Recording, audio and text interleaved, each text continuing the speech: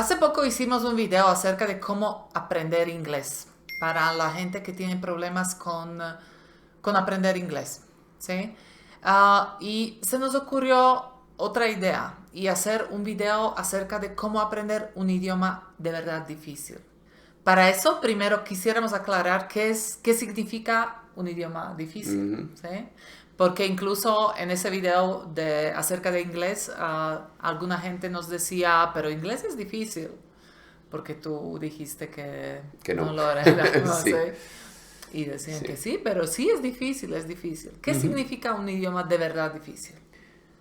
Pues la dificultad siempre es relativo, ¿no? Evidentemente. Pero la idea en este video es mirar realmente los idiomas más difíciles del mundo. ¿Qué son eso? O sea, pues para un hispanoparlante, para un angloparlante, para una persona que habla un idioma europeo, los idiomas más difíciles son el chino, el japonés, el coreano, Y ¿sí? árabe. El árabe, El sí. árabe. Y personas que hablan uno de esos idiomas, también cualquiera de los demás, porque son idiomas supremamente diferentes. Si estamos hablando de personas que no hablan un idioma eslavo, el ruso, ¿sí? El húngaro, Sí. ¿sí? Finlandés, por ejemplo. Finlandés, sí, finlandés. Todos esos son Sí, son idiomas idiomas lejanos muy que lejanos, sí. muchas veces o los más lejanos tienen una lógica muy diferente, una lógica de la Sí. gramática muy diferente. ¿Y qué es lo que pasa? Particularmente con el chino, el coreano, el japonés y el árabe, tienen sistemas de escritura diferentes que funcionan de manera diferente. En el árabe no se escriben las consonantes, perdón, las vocales no se escriben, Sí. ¿sí? Se pueden escribir, pero en los textos reales nunca ves las vocales, entonces tienes que saber qué palabra es esta sin ver las vocales. Sí. En el chino todo es ideográfico, ¿sí? Puede que algún otro idioma asiático también entre esa, digamos, lista de los más difíciles que hay. Pero que yo sepa, digamos, cosas como el thai, el vietnamita, ya no son tan difíciles. Siguen teniendo, por supuesto, muchas dificultades. Son idiomas tonales, se escriben diferente. Pero deja de ser como tan retador como los otros tres, como los tres principales. Sí. Y después ya tienes como el filipino o el indonesio, que ya son idiomas fáciles. Diferentes, pero fáciles, sí. Pero entonces, concretamente, acá nos referimos a, Sí. a esos idiomas. Ok. um, Sí. Yo quiero hacer una nota. Para mí, yo pienso que ningún idioma se puede decir que es fácil. eh, Eso es fácil. Nunca es fácil, fácil. Tal vez para mí, para un eslovaco puede ser fácil aprender checo. ujú. ¿Sí? Sí, sobre todo si lo tienes Sí. escuchado. Para Todo, un español o un hispanohablante puede ser fácil aprender, no sé, italiano, tal vez. sí. Todo depende de los idiomas que ya sabes, Pero, particularmente de tu idioma sí, sí. nativo.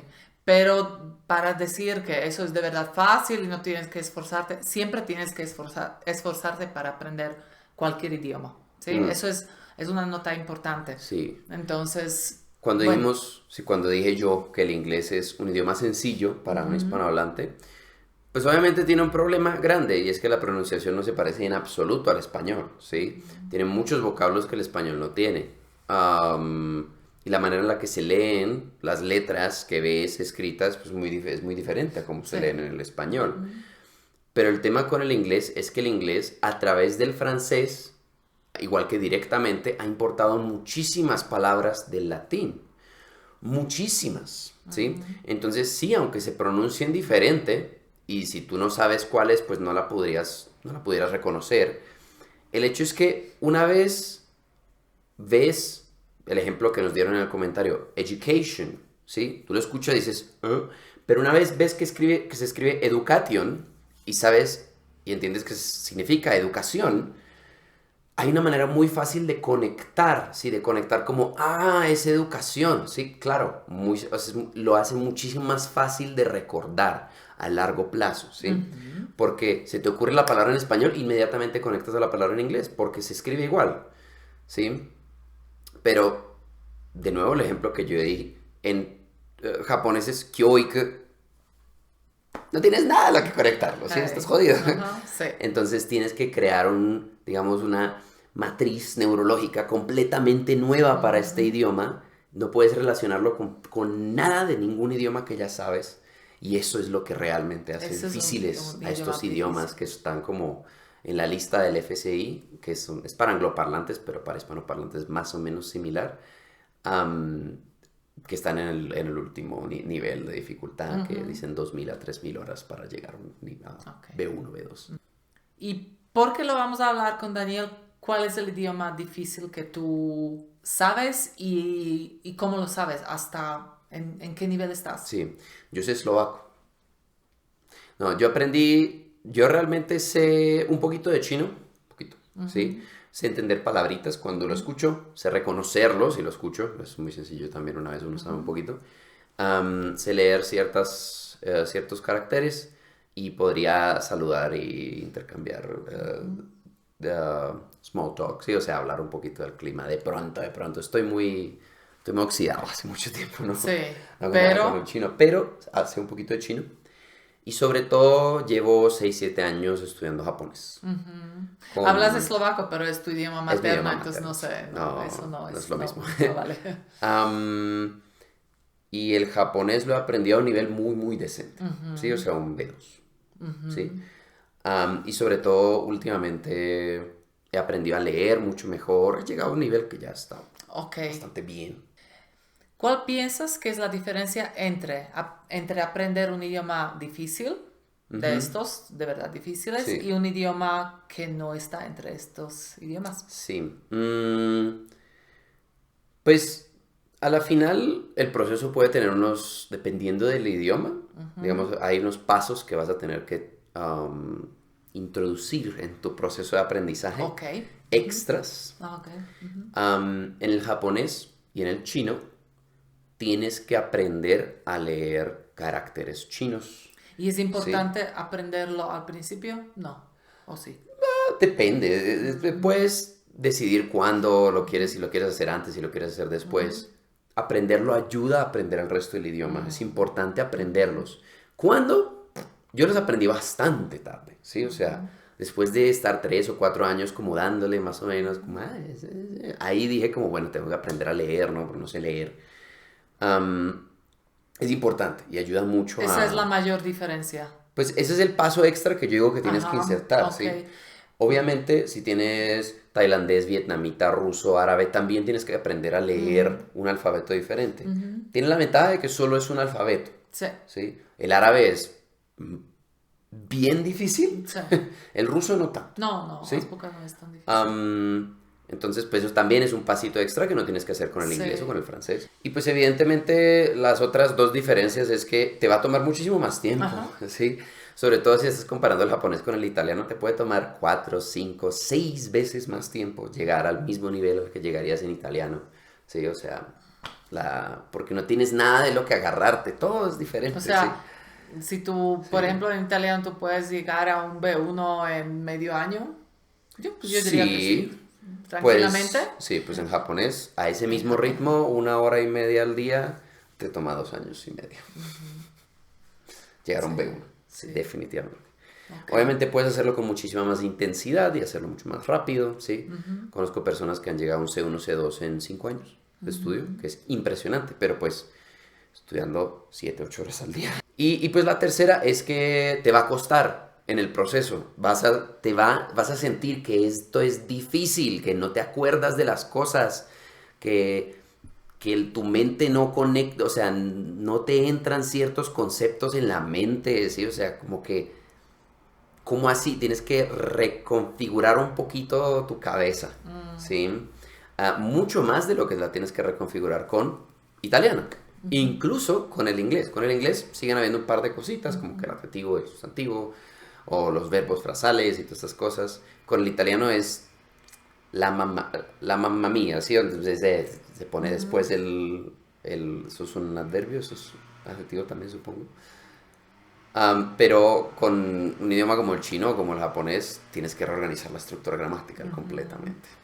Entonces, las tres diferencias son pasos extras en tu aprendizaje, mayor dificultad en todos los pasos de tu aprendizaje y más tiempo que tienes que tomarte estudiando, ¿sí? Por cierto, pasos extras, por ejemplo, en el ruso vas a tener que estudiarte las declinaciones, al Sí. menos un poco. Sí. Tienes que entender qué pasa con ellas. No tienes que memorizártelas, En cualquier idioma eslavo. cualquier idioma eslavo, incluso en el alemán. Pero tienes que entender qué es esa vaina, ¿sí? Y ojalá tienes que al menos estudiarlas un poquito. A la final las vas a aprender porque las vas a escuchar en todo lado, ¿sí?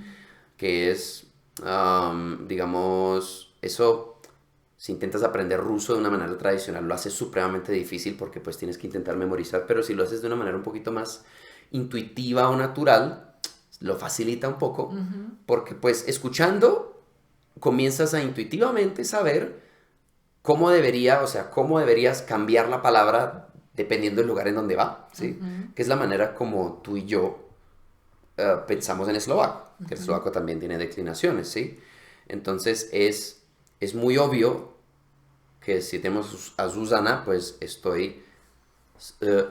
Zuzanou, sí, es intuitivo, se vuelve intuitivo, sí, que esa determinación es esa. Pero pues va a tomar tiempo, sí. Sí. Pero bueno, esas son las tres diferencias principales. Bueno, yo quisiera que lo comparáramos con los pasos que dimos en el video para aprender inglés. ¿sí? Para ver de una forma más clara las diferencias entre un aprendizaje y el otro. Vale. Pues a la final no es muy diferente, ¿sí? Los pasos son más o menos los mismos. Entonces, ¿sí? el primer paso para aprender inglés fue estudiar un poco de la gramática básica. ¿Sí? Si estás estudiando árabe, ruso, vietnamita, entonces yo te diría que el primer paso sea que te aprendas el alfabeto. Ajá. ¿Sí? Japonés. El alfabeto. Si estás estudiando japonés también, el japonés tiene un alfabeto, ¿sí? Con el chino no tiene un alfabeto. El japonés sí. Es fonético, en el chino solo hay ideogramas. Entonces, no sabría, vamos a ver cómo, yo creo que en el chino lo podemos posponer un poquito, ya que es algo mucho más complejo. Sí. Pero... Por ejemplo, en japonés. Sí, por ejemplo en japonés existe el hiragana y el katakana, que son dos alfabetos silábicos que ambos tienen 42 caracteres. Ajá. Apréndete esos dos, sí, memorízalos, ¿sí? Hay aplicaciones para eso, lo puedes hacer en un mes y medio, te demora lo sumo, ¿sí? Haciéndole 10, 15, 20 minutos en el celular al día. Utiliza algún juego que sirve para aprender esa vaina, o mira videos, practica escribirlos si eso es algo que te interesa, ¿sí? Lo mismo con la cirílica, ¿sí? Del ruso, lo mismo con el alfabeto árabe o el hebreo, ¿sí? Aprende el alfabeto, Sí. ya que es algo sencillo, ¿sí? No te va a tomar mucho tiempo aprenderlo y te va a facilitar el resto del proceso. Okay. Y si lo aprendes al inicio, entonces durante el proceso vas a poder irte acostumbrando poco a poco a ese alfabeto. Sí. Porque una de las dificultades, una de las cosas que uno nota mucho cuando aprendes un idioma que tiene un alfabeto diferente al tuyo, es lo cansón que es leer. ¿Sí? Leer se vuelve un trabajo de descifrar letra por letra, y después cuando ya sabes todas las letras tienes que volver al inicio y decir, ¿y cómo era la palabra? ¿Sí? O sea, es cansón. Entonces, y eso se soluciona solo con práctica, ¿sí? Viéndolo mucho, logrando que te entre un poquito en la sangre. Y eso lo haces con tiempo. Entonces, si aprendes esto al inicio, te das buenas posibilidades o probabilidades de que a la larga, digamos, para cuando ya seas decente en el idioma, ya también seas decente leyendo el alfabeto. Okay. Entonces, ese sería un primer paso. ¿Y de la gramática? Y junto con eso diría, pues aprende un poquito de gramática básica, aprende un poquito de vocabulario básico, ¿sí?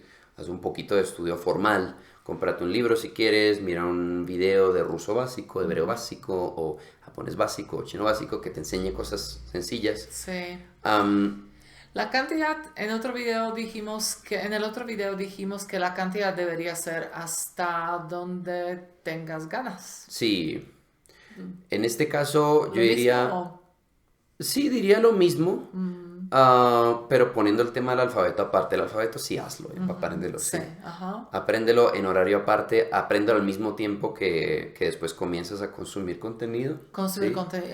Empezar a consumir Sí. contenido. Se pueden hacer las mismas historias de las cuales... Mismas hablamos. historias, sí. Encuentra historias cortas, encuentra series de niños, todo que tenga subtítulos exactos, ojalá, ¿sí? lo cual puede ser cansón. En YouTube, yo creo que la mejor opción para estos idiomas que no son inglés es que encuentres contenido para principiantes en YouTube, porque estará hecho por nativos con subtítulos hechos por el nativo que son idénticos a lo que se dice. El tema que tienen las series, por ejemplo, es que generalmente no van a ser inicialmente hechas en el idioma que estás aprendiendo, ¿sí? En Japón se producen bastantes series de niños, eso puede que tengas una oportunidad ahí de entrar y puedes buscar series de niños originales, digamos, del país en donde se habla tu idioma, pero lo más común es que la mayoría sean originalmente en inglés, de manera que los subtítulos los habrá traducido alguien y el doblaje lo habrá traducido alguien diferente, entonces no van a empatar, ¿sí? Entonces es mejor utilizar contenido de YouTube en donde la misma persona directamente nativa haya hecho el audio y los subtítulos, de manera que empaten. ¿Y qué es lo que va a pasar? Si estás aprendiendo el alfabeto y a leer al mismo tiempo que comiences a ver estos videos, pues vas a empezar a reconocer en esos subtítulos cosas que sabes. Y vas a poder empezar a empatarlas con los sonidos que estás escuchando, ¿sí? Que es una manera mucho más, digamos, divertida o te premia un poquito como que sientes, estoy viendo, así estoy reconociendo las letras, ¿sí? Y vas a sentir tu progreso y se va a sentir bien, ¿sí? Entonces haz el alfabeto al mismo tiempo que comienzas a consumir contenido y con su pedacito de gramática al inicio. Ok. La pregunta ahora es, en el otro video hablamos acerca de que más o menos te tomará 3 meses escuchar ese contenido básico. ¿Básico? Sí. ¿Cómo es en japonés? Entonces, los primeros 3 meses. ¿Cómo serían los primeros 3 meses? ¿O cuántos meses serían de ese inicio? O sea, aprender la gramática básica, aprenderse el alfabeto sí. Y empezar a escuchar el contenido básico para los principiantes. ¿Cuánto se demora uno? El tema es que siempre igual te tienes que guiar un poquito por qué te interesa o qué tienes ganas de hacer. Puedes tomarte también 3 meses, ¿sí? El tema es que evidentemente el nivel al que vas a llegar en japonés o en chino o en árabe, en esos 3 meses va a ser muy inferior al que vas a llegar en inglés, por ejemplo. Pero pues haz lo que te parezca entretenido, ¿sí? Encuentra algo que te parezca entretenido que puedes hacer por 1 hora, hora y media al día, ojalá. Al inicio puede ser un poquito menos, como dije en el video pasado también. Pero encuentra algo de manera que puedas repetirlo. Encuentra un podcast para principiantes, encuentra videos para principiantes que tengan subtítulos o que tengan un transcrito que puedas seguir. Usa las historias cortas de Link, ¿sí? Encuentra, si hay series para niños en el idioma, encuéntralas. Van a ser más difíciles que el contenido para principiantes, entonces de pronto déjalas para más tardecito, ¿sí? Pero deja que tu interés te guíe un poco, porque igual no tienes otra opción, ¿sí? Sí. Y básicamente tenle paciencia, ¿sí? Puede que sientas que no avanzas, ¿sí? Yo creo que esa es la parte difícil. Sí, esa es la parte y darse que es... por vencido después, como que... Mentalmente eso es como lo más retador, el hecho de que realmente para que empieces a sentir que te estás volviendo bueno, tienes que meterle muchas horas. Sí, muchas horas. ¿Cómo empezaste tú? ¿Con el japonés? Yo empecé porque yo veía anime y me gustaba el anime, y después de ver una cierta yo vi mucho anime durante mi adolescencia, digamos mis primeros años de universidad, y se me pegaron muchas palabras, ¿sí? Y esto no le pasa a todo el mundo, pero yo tuve la ventaja o la fortuna de que realmente se me pegaron muchas palabras. Yo por ver anime realmente sabía cómo decir muchas cosas. Y tenía una idea de la fonética del idioma, ¿sí? Esto es otra cosa que no todo el mundo, que no a todo el mundo le va a pasar, ¿sí? Que se le pegue solita. Sí, la fonética estadísticamente es improbable que se te pegue sola, ¿sí? Entonces, yo en el momento en el que decidí estudiar japonés, como que dije, voy a estudiarlo, o sea, voy a ponerme y voy a aprenderlo. Pues hice lo que dije, me senté, aprendí los alfabetos, los silabarios, realmente me los aprendí. Y después de eso seguí viendo anime y seguí como encontrando palabras que conocía y empecé a utilizar un diccionario para ver palabras que conocía. No lo hice de la manera más eficiente porque yo seguí viendo con subtítulos en español. Sin embargo, pues el tema es que lo que a mí me interesaba era ver series que están hechas para adolescentes y adultos japoneses. Sí. Para las que, o sea, que si yo intentaba ponerlas con subtítulos en japonés, pues me estaría matando ahí, si no podría entender nada. Pero eso hizo mucho menos eficiente el proceso. Yo no utilicé contenido para principiantes, ni realmente le di duro al tema de aprender y de sentarme y estudiar, que me hizo falta. Sí, o sea, Sí. pues no me ¿Y hizo falta cuánto porque no tiempo quería hacerlo. duraste en ese estado? Yo creo que como 2 o 3 años. Sí, como que entendía cositas, entendía palabras, podía iniciar una conversación, pero sí. Yo después tomé una clase de japonés en la universidad, que me enseñó unas cosas, otras ya las sabía. Era una clase para súper principiantes, entonces los demás estudiantes eran bien malos. La mayoría estaban en un nivel muy bajito, no sabían Sí, nada. No unos sabían nada. eran Sí, principiantes. principiantes completos. Reales, ¿no? Sí, a diferencia de mí que ya sabía un poco. Entonces, pues la clase iba un poquito al ritmo de ellos. Entonces eso hizo que no fuera muy enriquecedor para mí. Vale. Sin embargo, aprendí cositas, sí, aprendí cositas. Y de resto yo me dejé llevar mucho por la corriente. Y yo creo que es una posibilidad, pero pues te va a tomar mucho más tiempo, ¿sí? Conozco personas directamente que han aprendido en 3 años lo que yo aprendí en 6 o 7, ¿sí? Pero pues, ¿cómo lo han hecho? Pues sentándose un poquito más en serio a estudiar 2, 3 horas al día, todos los días, un 2, 3 poquito... horas al día. Sí, sí, sí. Estudiando. O sea, allá te toca Estudiando o consumiendo contenido, sí, pero entonces consumiendo contenido de una manera en la que realmente tienes el contenido en japonés, los subtítulos en japonés. de una forma o en chino. consciente. Y conscientemente estás poniendo atención, no significa que tienes que aclarar todas las palabras que veas que no entiendes, pero sí tienes que estar mucho más consciente como esta palabra es demasiado difícil, ni me voy a molestar, esta es fácil, entonces la voy a aclarar, ¿sí? Ahora, una cosa que yo hice, y yo siento que la mencioné en el video de inglés, pero siento que para el inglés no es tan fundamental, pero para el japonés y para el chino en concreto, que tienen caracteres, ¿sí? Que necesitas aprenderte 2000 para japonés y 3000 para chino si quieres poder leer como un adulto competente, semicompetente. Pues para aprender eso tienes que hacer algo. Y eso no va a llegar por sí solo, ¿sí? Desafortunadamente, sí, aprender a leer caracteres es muy difícil por inmersión solamente, ¿sí? Porque ¿qué es lo que pasa? Digamos, en japonés tienes en los cómics para niños, manga para niños o jóvenes, todos los caracteres tienen al lado su pronunciación en pequeñito, ¿sí? Porque pues están hechos para niños que todavía no van a saber leer todos los caracteres. ¿Qué es lo que pasa? Vas a leer la pronunciación y vas a ignorar el carácter por completo, porque dices, no entiendo, o sea, son unas rayas, ¿sí? Y en una página ves 15 de esos, no entiendes ninguno, entonces pues lees las pronunciaciones y más o menos te guías por eso, entonces no se te va a quedar, ¿sí? Entonces, usa una aplicación de repetición espaciada, ¿sí? Para estos idiomas, ¿Cómo se llama? La ponemos. Anki es la más común, ANKI, es gratuita para Android, creo que la aplicación cuesta $1 en iPhone, sencillamente porque en iPhone no sé si no se pueden poner aplicaciones gratuitas, ok. En Android es gratis, se pueden. ¿sí? Entonces no sé por No qué, sé por qué. pero sé que cuesta $1 o algo así. Está gratis para computador, y hay muchas personas que hacen mazos de cartas para principiantes. Búscate un mazo que tenga las 1000 palabras más comunes del idioma, organizadas por una lista de frecuencia o algo así. Me gustan mucho los mazos de Refold, ¿sí?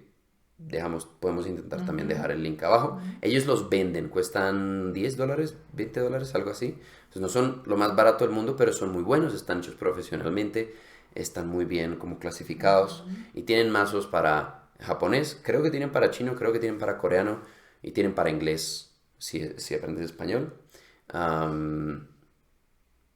Para inglés si sabes español, perdón. Si estás aprendiendo inglés y sabes español, o si estás aprendiendo español y sabes inglés, ¿sí? Tienen en esas dos direcciones. Y creo que para la mayoría tienen mazos en español. O sea, que tiene las traducciones en español. Echa una mirada. Desventaja que vas a encontrar es que la mayoría del material para aprender cualquier otro idioma que no sea inglés va a estar en inglés, ¿sí? Si ya sabes inglés, bien, o sea, ahí tienes una ventaja. Si no sabes inglés, te va a tomar un poquito más de trabajo. Sin embargo, yo creo que la mayoría de personas que se meten a aprender ruso o chino o japonés ya saben inglés. Y si no lo sabes, pues tienes un camino un poquito más difícil delante tuyo, pero igual se puede. También hay otras aplicaciones como Memrise, hay aplicaciones específicas para aprender kanji o hanzi en chino, hay aplicaciones, sí, utilízalas, pruébalas. Muchas son pagas, la ventaja de Anki es que es gratis, ¿sí? Pruébalas todas y utiliza la que más te guste. Y después de que aprendas las 1000 palabras más comunes, apréndelas con caracteres, ¿sí? O sea, es más fácil aprender los caracteres en palabras, ¿sí? A aprenderlos solos, porque por sí solos tienen a menudo un significado un poquito más abstracto, sobre todo cuando uno pasa de los primeros 200, eso que son como persona, fuego, flor, sí, eso es sencillo. Pero cuando llegas a reprobar, pues ahí tienes, sí, 2 caracteres que significan reprobar. Es más fácil aprenderlo como palabra que aprender el carácter que es para negar y el carácter que es para examinación, ¿sí? Entonces es más fácil aprenderlos como palabras que como caracteres individuales a menudo. Entonces recomiendo aprender por palabras. ¿Tú qué harías diferente ahora comparando con lo que hiciste? Pues depende de por qué cambiaría algo, ¿sí? Pues yo de ello, a mí me gusta el nivel en el que estoy, me gusta cómo llegué, no me molesta que me haya demorado porque estaba haciendo otras cosas también. Sin embargo, si lo quisiera hacer más rápido, pues habría empezado desde el inicio a consumir contenido exclusivamente en japonés. ¿Sí? O sea, audio japonés, subtítulos japoneses. Inserta tu propio idioma al que estés aprendiendo, ¿sí? Eso es lo principal, yo creo que haría. Y me habría puesto a aprender kanji, aprender caracteres un poquito antes, ¿sí? De manera que pudiera comenzar a leer un poquito antes. Porque una vez sabes caracteres, entonces tienes algo más en lo que apoyar tu construcción de vocabulario. Y por la manera como funciona el vocabulario en el chino y en el japonés, pues entender los caracteres te ayuda con la memoria, ayuda a memorizar, ¿sí? Una ventaja que tiene el coreano, por ejemplo, es que no tiene caracteres. Todo se escribe fonético. Eso es otro idioma en el que deberías aprender el alfabeto a medida que lo vas aprendiendo. Y no tienes caracteres luego. Esa es como resolver la primera dificultad de la cual hablaste. Sí, lo del alfabeto. Sí. Pero yo diría que esas son las 2 cosas que hay diferentes, sí. Bueno, ¿y qué hacer con las otras 2 cosas difíciles que mencionaste al principio? Motívate muy bien. Necesitas una razón, ¿sí?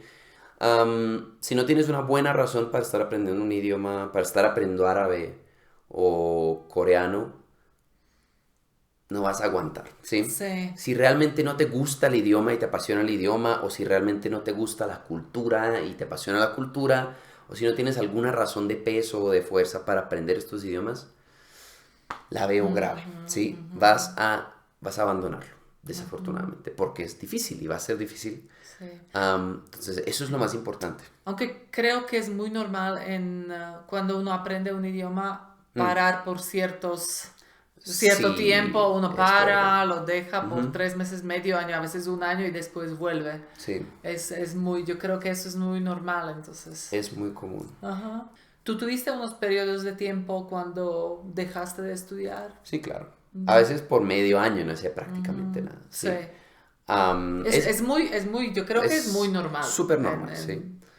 Sin embargo, digamos, puedes tener una ventaja si eres una persona a la que le gusta un poquito la rutina. Incluso si no lo eres, puedes intentarlo. Desarrolla una rutina alrededor del idioma. Algo que disfrutes hacer de por sí, algo que entre bien en tu día, que no sea muy cansón, que no sea demasiado difícil. Y si haces eso, puedes conseguir no detenerte aún después de 1 o 2 años, seguir constantemente. Aun cuando se ponga un poquito como cuando baje tu nivel de motivación, puedes lograr continuar y seguirle dando. Yo tengo la ventaja de que mi motivación va y viene, pero vuelve, ¿sí? Viene de vuelta, ¿sí? Si no fuera por eso, no lo hubiera aprendido probablemente porque yo rutinario lo soy por pedazos pequeños de tiempo, ¿sí?